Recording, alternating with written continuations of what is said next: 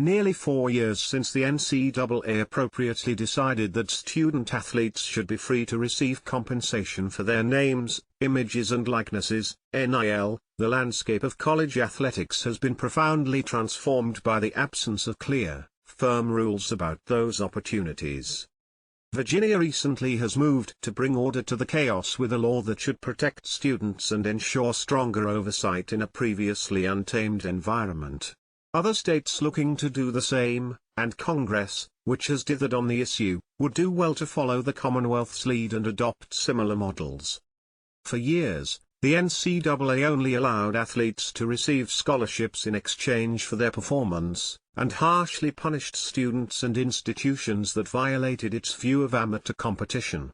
However, as revenues increased, particularly in college football, it made sense that those investing the sweat should also share in the rewards. In 2019, California passed a law that prohibited schools from punishing athletes for receiving compensation beyond scholarships. The NCAA decried that measure, but eventually began developing a plan to regulate the structure of sponsorship deals as best it could given its declining power over college athletics. What followed was, and is, a mess. In the absence of a unified approach to regulation, many states passed competing rules outlining what was acceptable and what was not. It led to a proliferation of groups outside of colleges raising money to pay college athletes, creating a bidding war for the top players in football and basketball, primarily.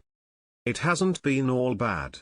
Plenty of college stars are able to earn decent compensation for their NIL while competing on the field and working in the classroom. Some of those bringing home the largest hauls are outside those revenue-generating men's sports, including women gymnasts and women basketball players. But it's also clear to everyone, conference officials, school leaders and fans, that things need to change.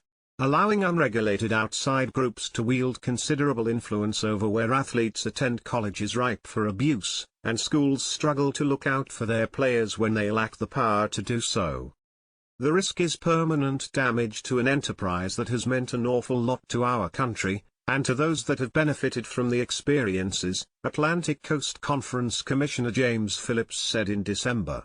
That's a warning that resonates in the Commonwealth, since the University of Virginia and Virginia Tech both compete in the ACC. Commissioners such as Phillips want Congress to pass legislation that would nationalize the approach to NIL, leveling the playing field across the country. It would end the state-by-state rules enacted as schools and their fan bases press their lawmakers to give them an edge in high-stakes recruiting battles.